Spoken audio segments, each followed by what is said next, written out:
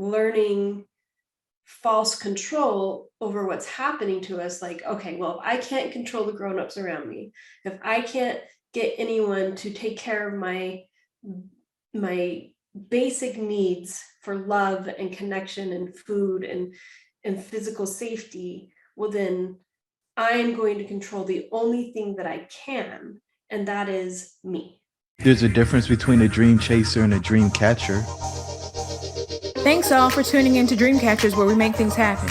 Dreamcatchers was formally launched to unlock the hidden potential in successful, self-motivated individuals who desire to take their life's work to the next level but need support to evolve. We are a collective group of professionals with various backgrounds that use our talents to assist those individuals in realizing their wildest dreams by providing education, inspiration, and direction.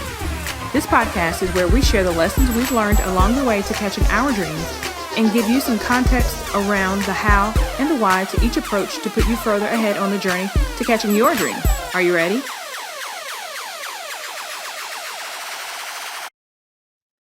Hey, everybody, and welcome to the Dreamcatchers podcast. I'm your host, Jerome, and I've got the pleasure of having Brooke in all the way from Utah in the Salt Lake City area. Brooke, how are you? I'm doing so well, thank you. It's a new year, and there's so much happening. It's wonderful. This is going to be a really thought-provoking episode for our listeners. So buckle up, buckaroos, because we're getting into the nitty-gritty. So, Brooke, what do you do? I am a sexual empowerment coach. I know What? I said sex. Oh, no. I know. And it's fun. There's a lot that I do, but there's so many different, there's a very wide range of what that means for people. And it starts with the boring, hard stuff that people don't really feel comfortable talking about a lot of the time. Like, what kind of relationship do you have with yourself? And do you consider sexuality to be positive or negative? And have you gone through any trauma or cultural shaming or shame? And then once you get through all of that stuff, we get to the good stuff of, okay, well then how do I make my sex life better? And how do I make my relationships better and my business better, and my finances better? And you get through all of the garbage at the beginning, and then it gets really good at the end. How does one become a sex coach? I get that question a lot. And for me, it was a really long process. I started doing my own work because I really needed it. I found myself at the age of 29 with zero healthy relationships in my life. And I had gone through a lot of trauma, about 23 years of sexual trauma growing up, which doesn't leave a whole lot of space in there for not trauma. But at 29, and I assume if you need trigger warnings or stuff, you'll give them to people before we start. But I had been raped, and it was the last incident of a very long string of abuse, starting when I was 7, at the hands of my former stepfather. And when this last thing happened, I took a really hard look at my life, and I was like, what is happening? At that point, I had moved away from my family. I moved to the northeast corner of Nebraska, where no one would know me. There was no way my past could follow me there. I left the religion that I had grown up in, and I did this hard reset on my whole life, I thought.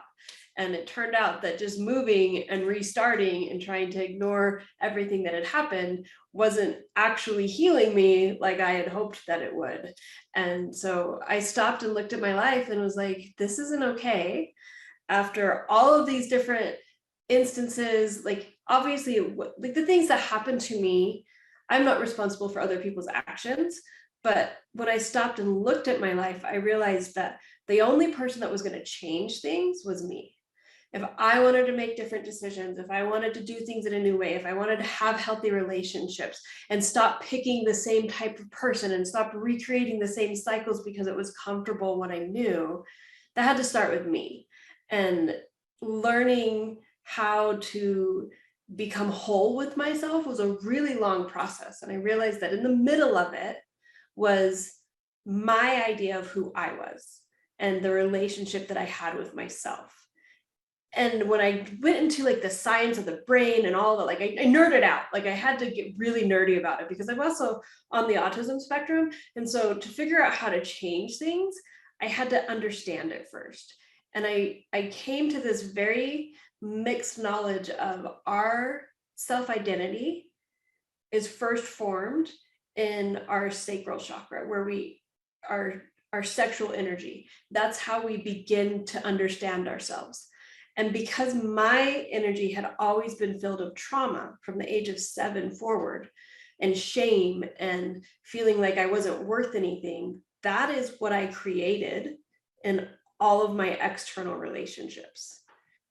And so to change that, I had to get into it and do the work. Ooh. So I'm trying to figure out where to go first. I know, there's so much I just threw at you. I apologize. But that's how I don't apologize. It's amazing. was figuring it out for myself, and then teaching other people how to do it. I went to my therapist one day and I was like, all right, I've done all of this work. Like this is like 7 years into it. I've done all this work. And I was like, why is it that when I re-engage in sexuality, it still brings up shame? Because I understand it. I've gone through the exercises. So why am I still getting that same output at the end? And my therapist, bless his heart, he was like, I don't know. It's like, what do you mean you don't know? He's like, you have done all the work and you do understand it, and you should be able to create different outcomes. And it was then that I like reverted back to my college years of being a performance major in school. I played the tuba, and I had practiced learning how to play the tuba a very specific way. And if I did something wrong, and if I kept practicing it wrong, I was going to do it wrong. And so I'd have to go back and relearn it and do it right over and over and over. And if I screwed up, not be mad at myself, but just continue to re-practice. And I realized that that's how the brain works. And so I had 23 years of knowledge that sex was bad. And in order to change that, I had to know it, but knowing doesn't change anything for us. Knowing is just the beginning. And so in order to really change it, I had to practice it differently. I had to re-engage in sexuality with myself, with a whole new understanding, and make it positive and beautiful, make it connective to myself, make it connecting to God, because God gave us the gift of creation. And so making it positive changed that relationship for me with God. It changed the relationship for me with myself. It changed the relationship with finances and with my family and and I was like, whoa, so all I have to do is have really positive, healthy sex. It's going to change my whole life. That's awesome. I can do that because it reprogrammed my entire story that I had about myself and who I was and who other people were and what interactions should be like and what they should feel like and how God felt about me and how I was worthy of money. If you make love to money, it's going to flow right back into your life.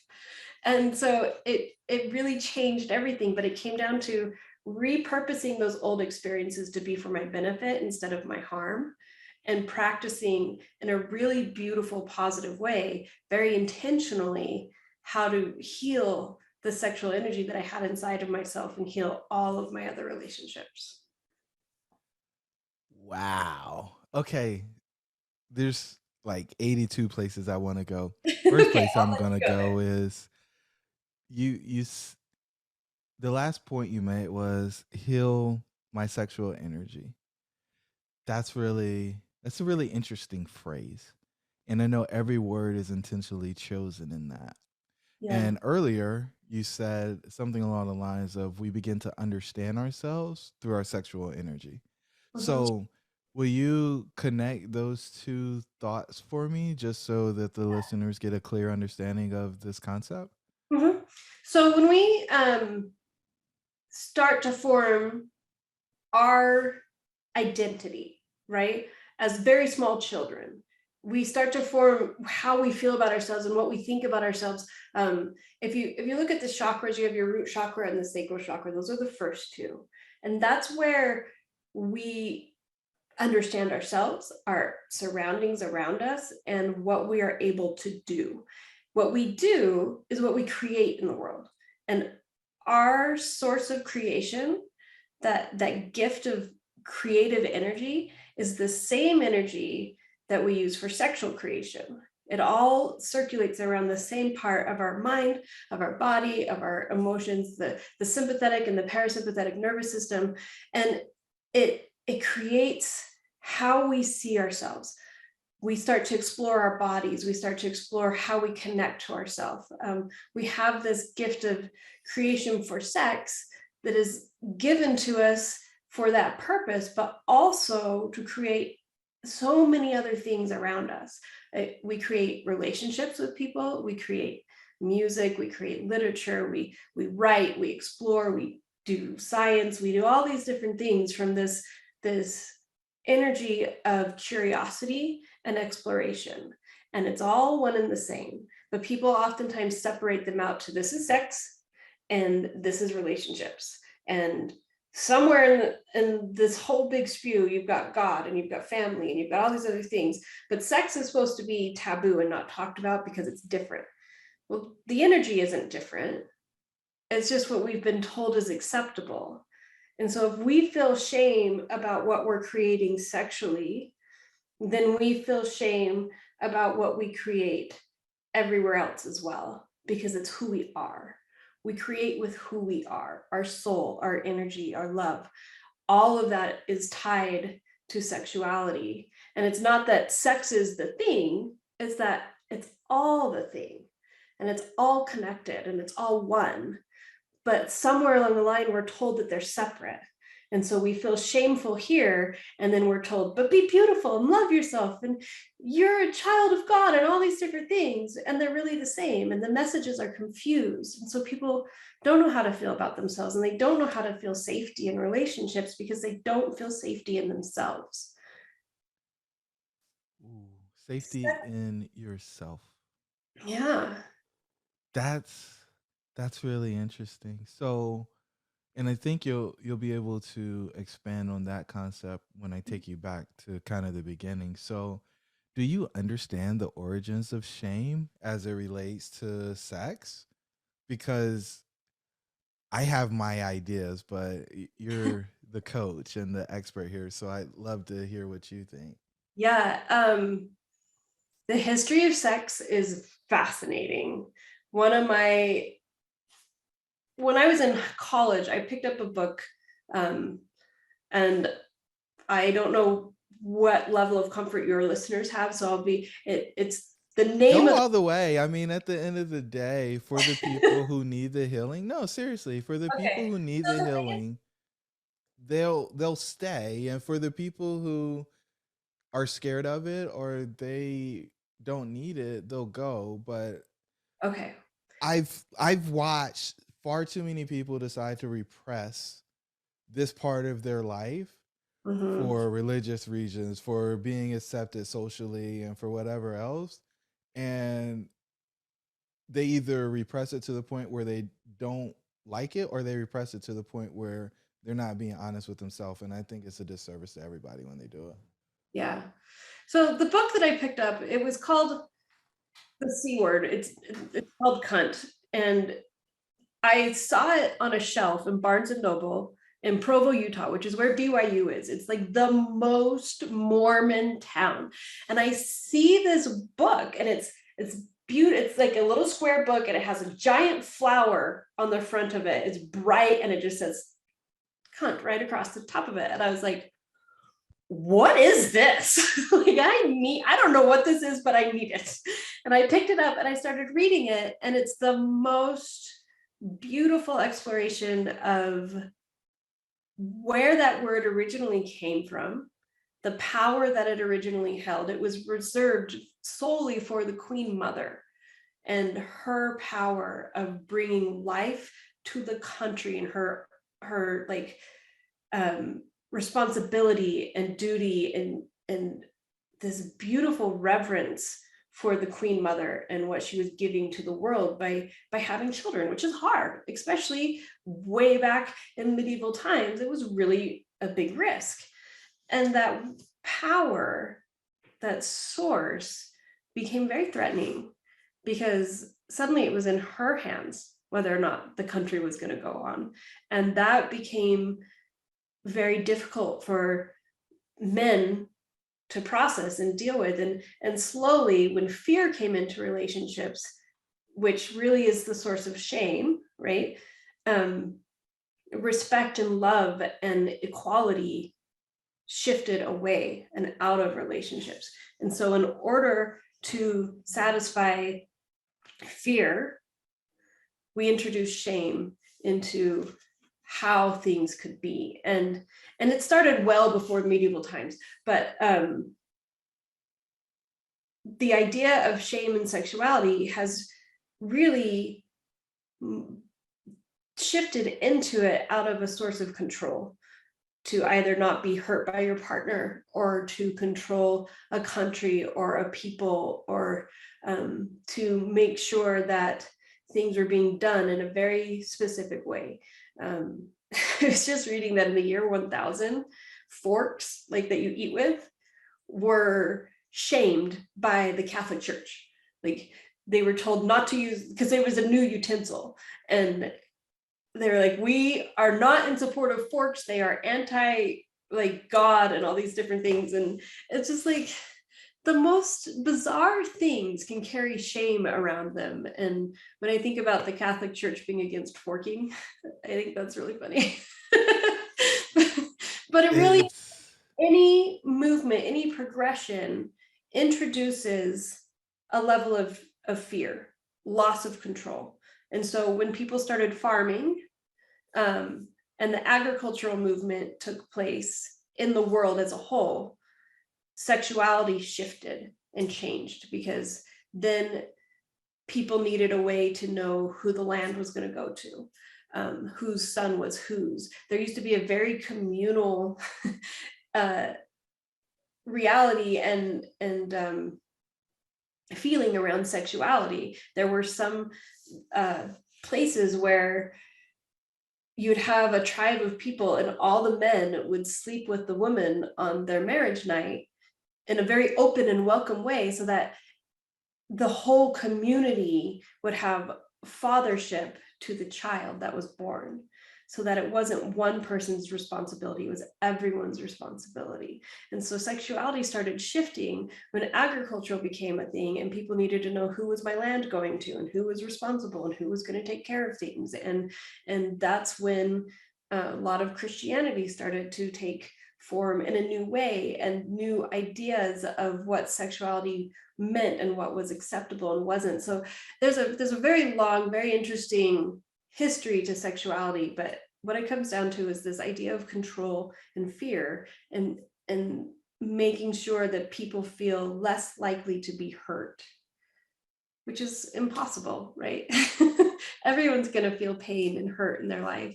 Even if you have the best marriage and the best relationship and only one partner, one of you is going to die and leave this life. So all relationships end at some point. Everything is through death. Life. And shame is a way of trying to avoid pain. Oh. And keep control of people. Yeah, so I was all the way in on the control thing. I never connected the dots on shame as a way to avoid or reduce pain. I've always only seen it used to get people to behave in a certain way, because if they didn't, then they would be unworthy, or insert whatever nasty, mean word you want to put in, dirty, etc. So when people come to you and they are challenged with their relationship with their self, because I think that's what we're reducing sexuality to, is being in a solid relationship with yourself. What technique, or kind of how do you open it up so that they can reframe it? Because the brilliance of you talking about changing your story had so much more impact on your healing than changing your environment is so amazing. Yeah. Because I hear fairly regularly, especially when ladies are in between, specifically ladies. I don't know if guys are that introspective, at least not the guys I spend a lot of time with, right? They're like, they do one or two things when they need a change. They cut their hair off or they move. halfway across the country or all the way across the country because they want something different. But you're saying, yeah, I did that too, but that wasn't the real transformation. The transformation for me was making, giving the stories that I had, the events that happened in my life, a different meaning. So is that how you start when you engage with folks? You understand their story and then start reframing? Yeah. And, you know, I mean, you were just recently at our mastermind. It's all about stories and the stories we tell ourselves and the stories we use for other people. And that's the reason why Chip and I like came together the way that we did when we started seeing each other, but we were drawn to each other because of this need of understanding stories and helping other people to do the same thing. And that's really where I open it up for people. Is I go back to that analogy of playing music or playing sports. Like most people either come from arts or sports, one of the two. And if you can relate it to dribbling a basketball, right? If you learn to dribble the basketball wrong, you can get so far, but then you have to go back and actually learn the proper techniques to, if you want to excel, right? If you want to be able to play on a team and pass the ball and be effective at protecting where you're going and whatever position you have to know your technique for that position to be able to be a part of the team. And the brain is going to give us outcomes that it has learned. And so helping people understand that if they want a different outcome, when people come to me, they're frustrated or they're sad or their relationship is about to be over and they don't know what to do. And I look at them and I say, do you really want a different outcome? Because if you want a different outcome, then you have to do things differently. Otherwise, it's going to stay the same. And you can't just do it differently once. You have to relearn it and retrain yourself and re-practice it. And the way to retrain our brain is by going to those old stories and changing them. Not changing the details, not changing or pretending like they didn't happen, but changing why they happened, repurposing them. So I was no longer the victim of someone who started abusing me at the age of 7. I was a 32-year-old about to have a baby who was the most important thing to me in the world, who had lived through hell and still believed in people and still loved the person who hurt me. I was not someone who had been destroyed by what happened to me. I was resilient and strong and caring. I came out of it the other side with more empathy for people who do really horrible things. I was someone who learned to love the person and see that love is an action and not a feeling. I was someone who has learned that you can move on and create boundaries without killing love in your life. And it empowered me and it made me stronger and it made me an incredible mother. And that's who I was. I wasn't someone who had just been abused for 23 years. I was an incredible human because of the things that I had lived through. Wow. So everything that tried to kill you failed and it made you stronger. You're the first person I've ever heard say that you had empathy for the perpetrator. I've never heard anybody say that before. And It's hard to say it. but there's a level of forgiveness that has to exist in order for you to move forward, right? Because you can't reframe the story if you're still waiting for, reconciliation or whatever punishment this person is going to get for doing what they did. Mhm. So is this part of the work that you did in therapy or is this something else? Because at some point you're like, go ahead. Oh, so what ended up happening is my therapist, he's still my mentor. I still see him. He's the person that I created my program with because he has his doctorate and master's degree in family psychology, and he's amazing. He's brilliant. But when we started working together, we opened up this new idea of using the body to reprogram the body, right? I had to go back into these past exercises, these past memories, and experience them differently. both emotionally and physically, or emotionally and intellectually, but also physically. And so using my body, having healthy, beautiful, positive orgasms made sex safe again for me. And it allowed me to understand those past experiences, but then I would have a practice of sexual meditation to reprogram my mind into being safe in sex, into learning sex a new way, into spending time with myself and my own body, understanding what are my triggers, what are the things that, because there's still stuff that comes up for me. That's a lot of trauma. But I now get to understand myself and explore my own body enough that I'm comfortable and safe, and I know what works for me, and I know what's healthy, and I know what's comfortable, so that when I'm with my partner, I now get to have beautiful, healthy, comfortable, explorative, fun, sexy experiences with him that also feel safe. And so going into those moments, this was all the explorative process that I went through, starting at the age of 30, between 30 and 32 is when I really started doing the work. Was I knew I needed to have different experiences. Like I said, I was going to have a daughter, and I refused to bring a girl into this world where sex was only trauma. And so I was very motivated to figure it out.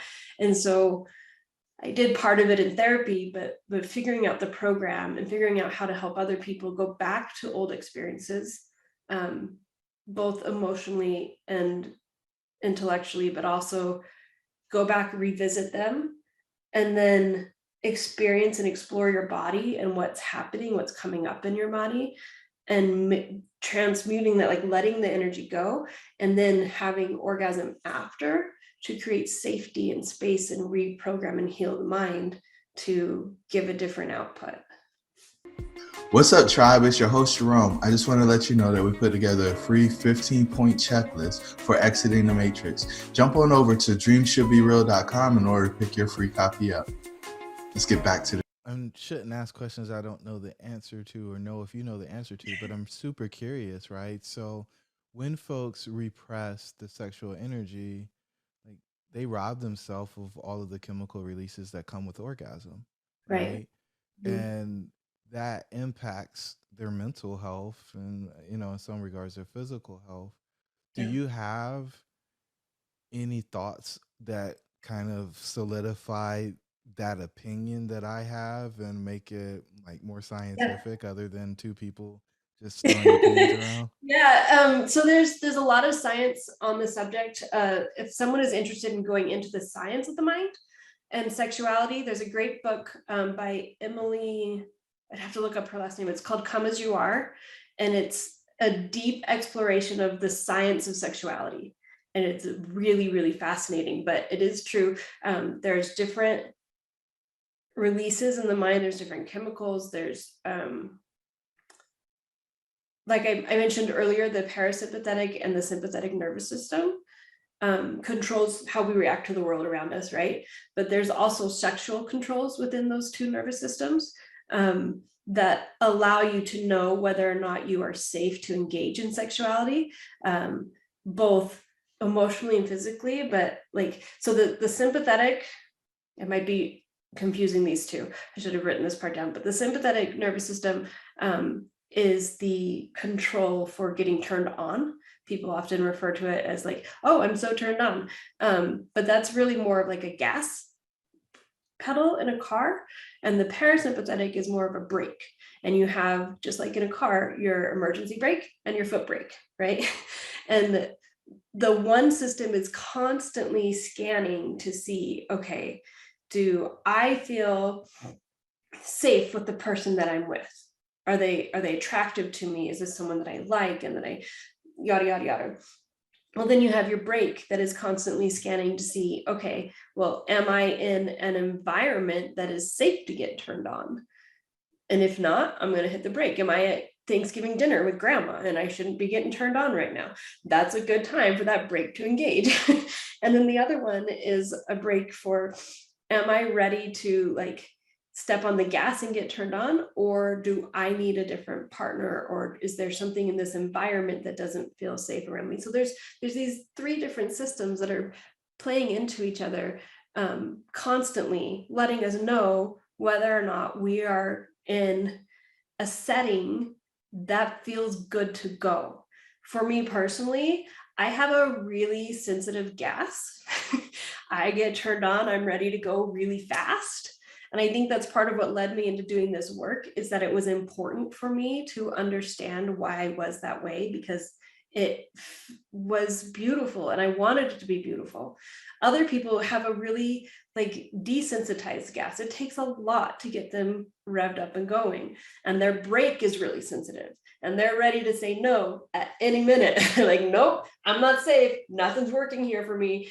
But when you understand what those measures are inside of yourself and also your partner, then you get to create what Emily refers to as context. You get to have the context around you that feels good to both people.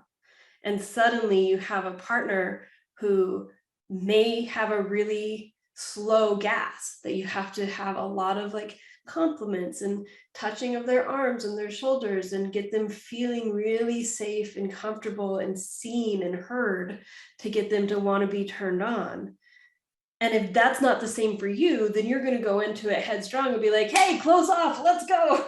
Everyone's ready. And they're like, no, I'm not ready.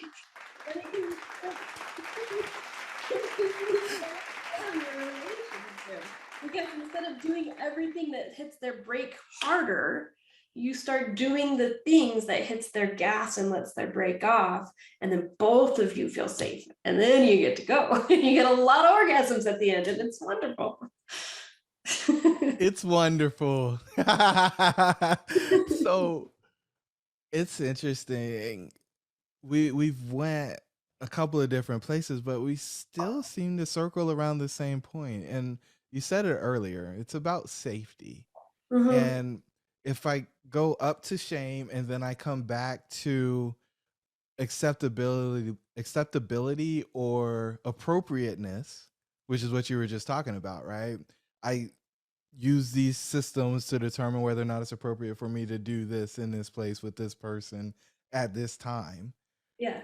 Versus not.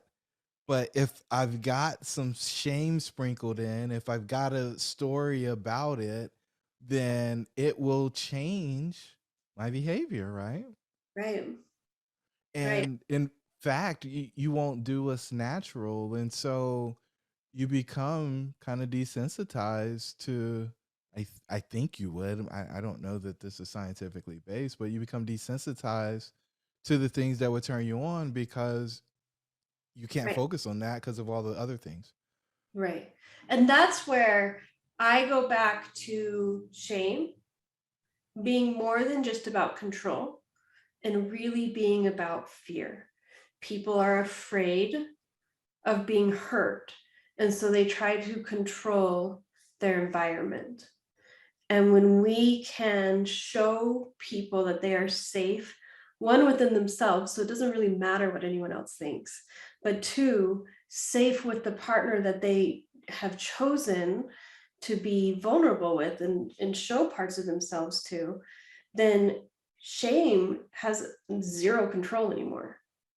When you get the fear out of it, we hold on to shame because we're afraid. We're afraid of being rejected. We're afraid of being judged. We're afraid of being hurt by the other person. And so if I can live in shame, which I really knew how to live in shame, like it was comfortable there for me. Like I was really, really good. And it still comes up a lot for me. I have to like and consciously be like, no, this isn't happening today. I'm not that person. And I'm going to give myself like, we can't shame our feelings. We have to explore them and let them flow through us and give them thanks. But if we can show our brain, right, I'm living a life of safety. I've intentionally built this life of safety for myself. I know that the pieces that are around me, I can't control whether or not I'm going to get hurt, but I can control the people who I have in my life. I can control how I feel about myself. So all of a sudden, these fear points that are constantly storming our brain. I call them trauma soldiers. They're constantly marching around our brain, keeping us safe. They're fighting off. They're going to win the war. They're going to check every piece of information that's coming into our mind. Consciously, we take in 7 pieces of information every second. Subconsciously, we take in up to 1,500 pieces of information every second. So these trauma soldiers are taking in all that information that we're not thinking about, and they're like, you're not safe, and you're not safe, and you're not safe.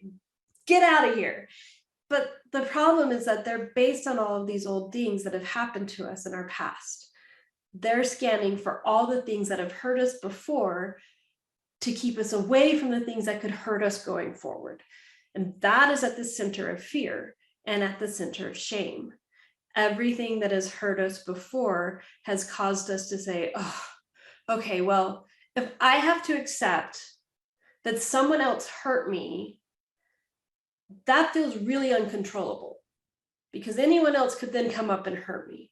So instead of believing that I was hurt by a grown man who's supposed to be my father, I'm going to say, I'm a shitty human being who doesn't deserve to be treated well, because then I can keep myself in that place, and then it's about me and I can control that.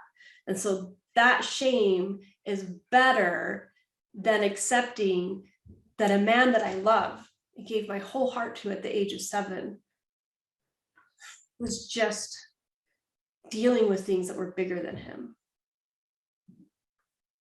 But it keeps me in shame. And so that shame forms control. And in a way, he used that shame as control because he needed to not be found out, because he was so afraid of being rejected and unloved if people knew what he had done and who he was.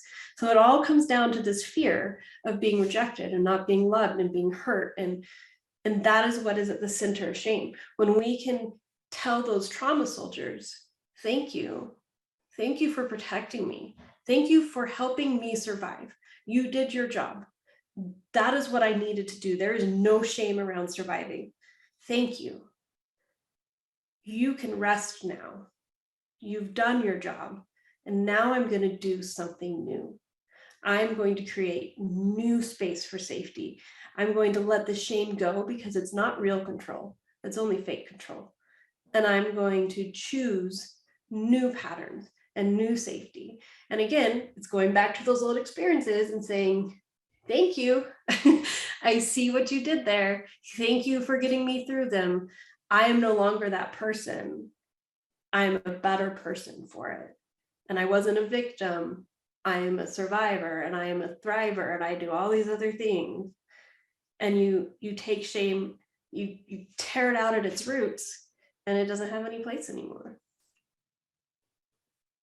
So how do you know you actually got the root, right? When I'm pulling weeds out of the flower bed, I know I got the root because I can see the thing. Yeah. But when you're getting rid of shame, how do you know that you got to the root of it? It's much harder. It's much, much harder. I teach a process of self-compassion to everyone that I work with. And it's the short answer is, when you can have compassion for your feelings and allow them to be whatever they are without giving them value, then you know that you have gotten to the root of it. If I have a feeling come up and I go, oh my God, I shouldn't feel that way. I shouldn't be acting this way. That's a horrible thing for me to be. Then I'm still living in shame, right? If I can have a feeling come up with, I'll just, like for me and Chip, if something comes up between us and I get upset and I look at that feeling and I go, oh, what inside of me got upset? What am I afraid of? What is it that do I feel unseen? Do I feel unimportant? And where's that coming from? Is that coming from my past? Is that coming from something in our relationship that we need to address? Is it something? And instead of saying, I'm a horrible person, I shouldn't feel that way, I'm worth nothing, that's all shame. If I go into it with, what do I have to learn in this moment? What is this feeling trying to teach me? then I know I've gotten to the root of it, because feelings happen. They just happen, and they come from the past, and they come from the present, and they come from fear of the future. They come from all sorts of things. And if instead of shaming those feelings, we can learn from them and let them go and have compassion for ourselves and say, wow, I'm really grateful that my mind chose this opportunity to take me even deeper, to teach me even more, to show me something new from experiences that I thought I had learned from already. Because we can't take the experiences out of our life, but instead of creating shame about why I'm not a better person, I go into what is the opportunity in front of me, then I'm out of shame and moving into the future. Out of shame and moving into the future. What a beautiful state. Yeah. Wow. So I want to come back to control, because you said something, I don't know, maybe 5 minutes ago, maybe a little bit longer, that really perked up my ears. You were talking about the story that you told yourself so that you would be in control. Because, if the story was somebody else hurt me and anybody can come up and hurt me, then I'm totally out of control and I'm completely vulnerable. But if I tell myself the story like I deserve this because of who I am, then I'm in control.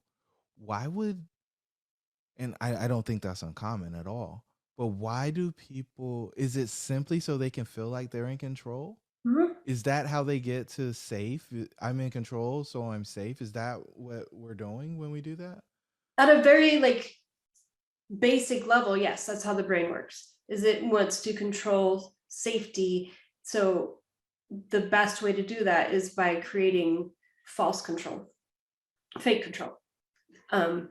It is a much harder leap for people at a young age, right? To say, it's okay if I get hurt again, I'm going to live in love. That's a pretty, you got to take quite a few steps to get there in your life, of saying, it's okay.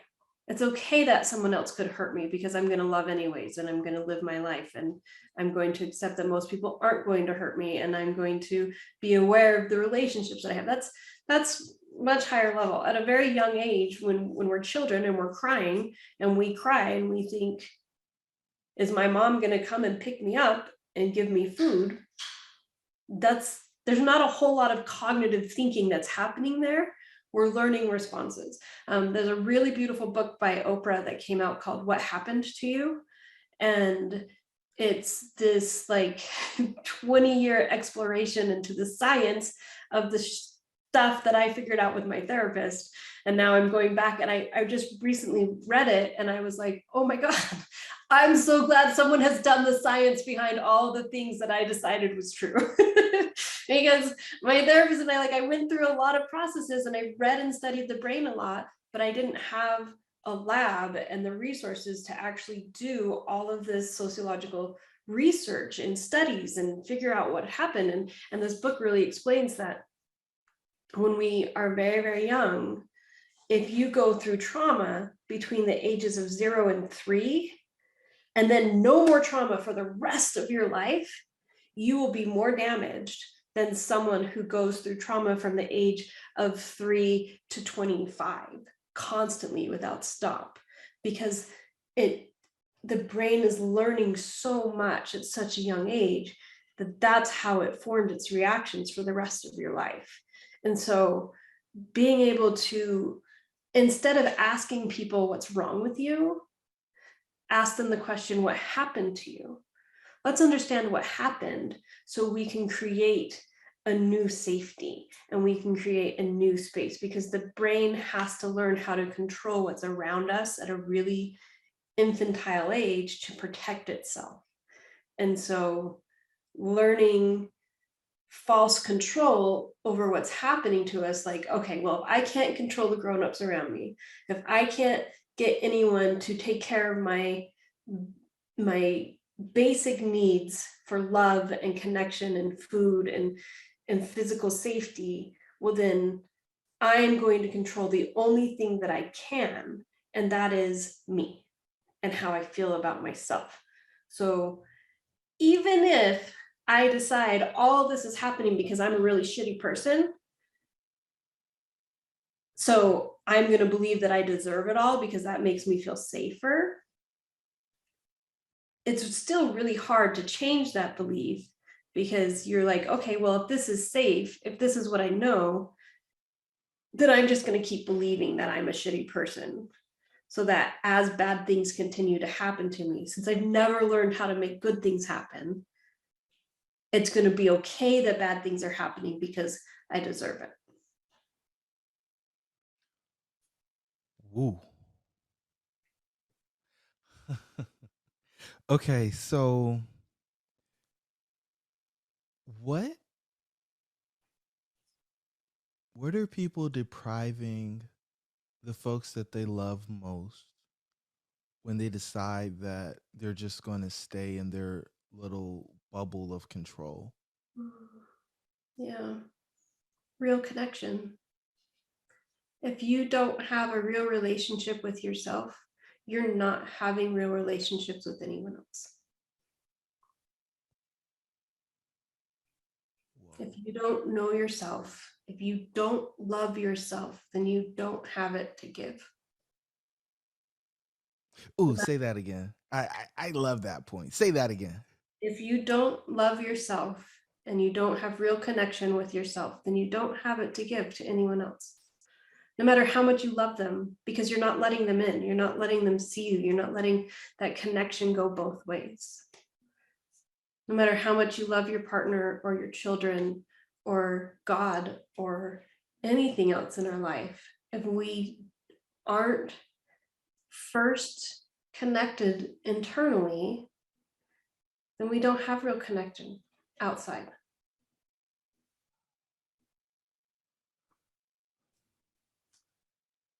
Because you're either hiding from yourself or sacrificing things that aren't real or trying to stop other people from seeing you. And so you're not really connected. So I've got 2 questions outside of this one. So I guess I really have 3. I'm sure the listeners who've made it to this point of the episode are like, how do I get in touch with her? I've got all the questions. How can people connect with you? So my website is brookheym.com. It's my first and last name, BROOKEHEYM.com. You can go there and reach out to me through the website. I'm Brooke Heym on pretty much every social, LinkedIn, Instagram, Facebook, or my email address is brooke@brookheym.com.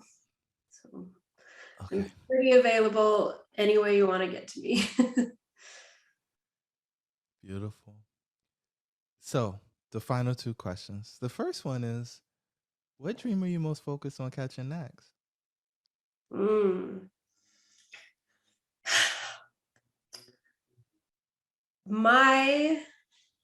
The dreams that I'm focused on right now is publishing the books that I have in process right now.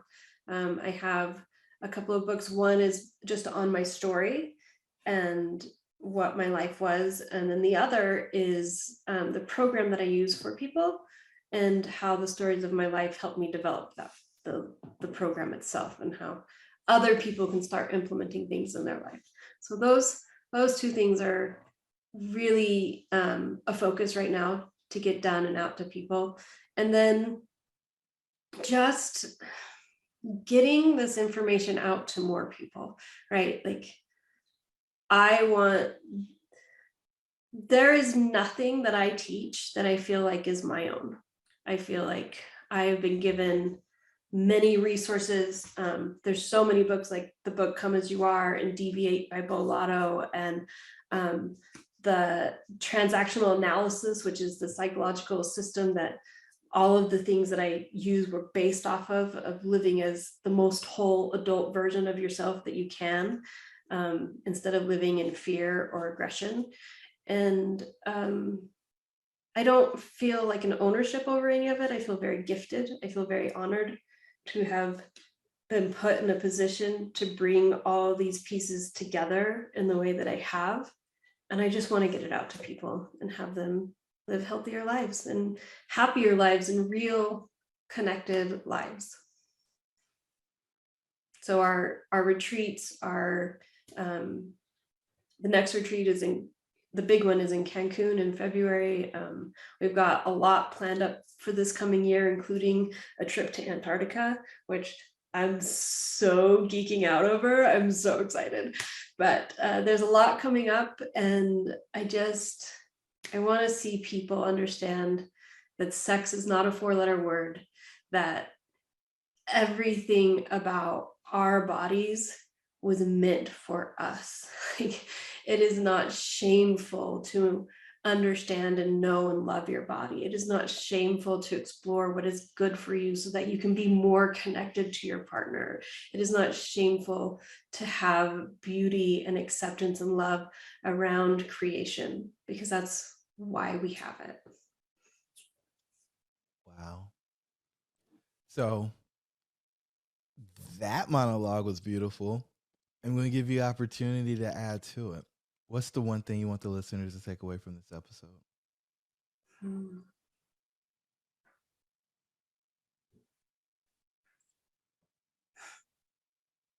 If it feels hard and if it feels scary, then you need to tell yourself thank you, because that is your mind's way of trying to keep you safe. And when you are ready on your own time, you can have beautiful relationships, like really, really beautiful relationships. And it all starts with yourself. If you have problems with your marriage, if you have problems with your kids, if you're having problems with finances or with business, it genuinely all starts inside of you. And it's much easier than you could possibly imagine. And it is filled with lots of hardships and struggles. But if you are ready, find someone to take you through it. Because every coach needs a coach. Like I said, I still have my mentor. I always will. I see him regularly. It doesn't matter how much I learn. I need someone to call me on my bullshit because our brains are very, very, very smart. And even when you think you're getting around your fear, it's going to convince you that you are by lying to you. So have someone who can help you see it and get ready for a life full of really transformative love. Beautiful, beautiful, beautiful. Ladies and gentlemen, Brooke Heym. To the listeners, Thank you. Your dreams should be real. We'll talk soon. Thank you for joining the tribe today. We would love to hear from you. Please don't forget to rate, like, and share. Perhaps someone you know could benefit from what we've discussed. Until the next time, remember that your dreams should be real.